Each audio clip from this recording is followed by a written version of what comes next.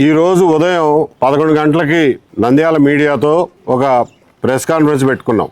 మీడియాతో ఈ 22A problem గురించి వివరంగా వాళ్ళ ద్వారా ప్రజలకు వివరించే ప్రయత్నం చేశాం. ఆ సమయం నుంచి ప్రెస్ కాన్ఫరెన్స్ అయిపోయిన తర్వాత జిల్లా కలెక్టర్ గారికి ఒక విజ్ఞాపన పత్రం ఇవ్వడం కోసం అని చెప్పి విజ్ఞాపన పత్రం తయారు చేసుకున్నాం. ఈ విజ్ఞాపన పత్రం ఇవ్వడం కోసం కలెక్టర్ గారి టైం అడగడానికి ఉదయం నుంచి వాళ్ళ సీసీ గారిని ఫోన్ చేస్తా అంటే ఫోన్ ఎత్తరు. చాలా కాలానికి ఎత్తినాక ఫోన్ ఇట్లా కలవాలండి అంటే మెసేజ్ పెట్టమన్నారు. మెసేజ్ పెట్టాం.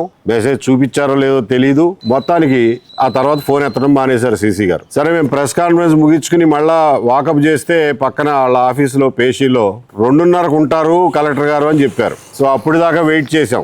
వెయిట్ చేసి 2:30కు వచ్చాం. 2:30కు వస్తే 3:30కు వస్తారు అన్నారు. 3:30 దాకా వెయిట్ చేసాం. తర్వాత ఇంకొకరు వచ్చి 5-5:30 మధ్యలో వస్తారండి అన్నారు. సరే దానికోసం కూడా వెయిట్ చేసాం. మేము 2:30కి వచ్చినప్పుడుకి కలెక్టర్ గారు ఆఫీసులోనే ఉన్నారు. మేము ఇట్లా వస్తా ఉంటే ఆవిడ ఇంకొక దారి నుంచి కారు ఎక్కి వెళ్ళిపోయారు. సరే భోజనానికి వెళ్ళారేమో అనుకున్నాం. తర్వాత 3:30, 5-5:30 ఇప్పుడు చివరికి కౌరేం పంపారంటే కలెక్టర్ గారు క్యాంప్ వెళ్ళారు, మిమ్మల్ని కలవరు అని చెప్పి. దీన్ని బట్టి ప్రజల్ని అర్థం చేసుకోమంటున్నాం. పరిపాలనా యంత్రాంగం ఒక సమస్య, ఇంత గంభీరమైన సమస్య, ఇన్ని లక్షల మందికి సంబంధించినటువంటి సమస్య వాళ్ళ దృష్టికి తీసుకొస్తా ఉంటే వాళ్ళు వినే ఓపిక, ఇంట్రెస్ట్ ఏమీ లేక వేరే దారిలో నుంచి వెళ్ళిపోతా అంటే దీన్ని ఏ రకంగా అర్థం చేసుకోవాలి? వీళ్ళు ఇన్ని లక్షల మంది సమస్యని పరిష్కరిస్తారని చెప్పి మేము ఎట్లా నమ్మాలి?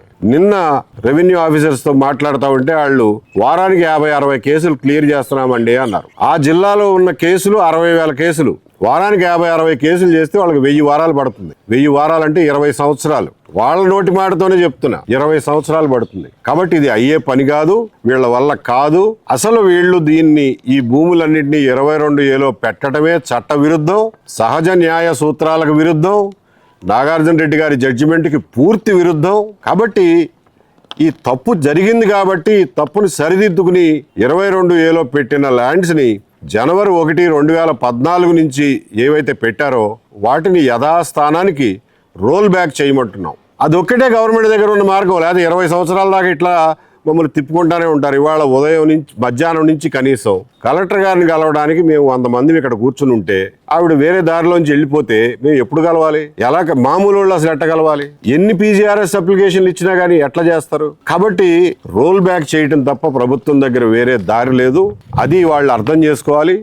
కలెక్టర్లు కూడా ఏం అర్థం చేసుకోవాలంటే ఇది వాళ్ళు సృష్టించిన సమస్య కాదు, ఇది వాళ్ళు తీర్చగలిగిన సమస్య కాదు. కనీసం వాళ్ళు సమస్య తీవ్రత అర్థం చేసుకోవడానికి ప్రయత్నం చేయాలి. కొంతమంది రెవెన్యూ అధికారులు ఏమంటున్నారంటే ఏముందండి 200 కేసులో 300 కేసులో ఉన్నాయి, అవి సాల్వ్ చేసేస్తాం 4-5 వారాల్లో అనుకుంటున్నారు. కాదు మహానుభావ, అసలు ఎంతమందివి మీరు 22Aలో పెట్టి మీరు ఏడిపించారో మీకు అసలు లెక్క ఉందా?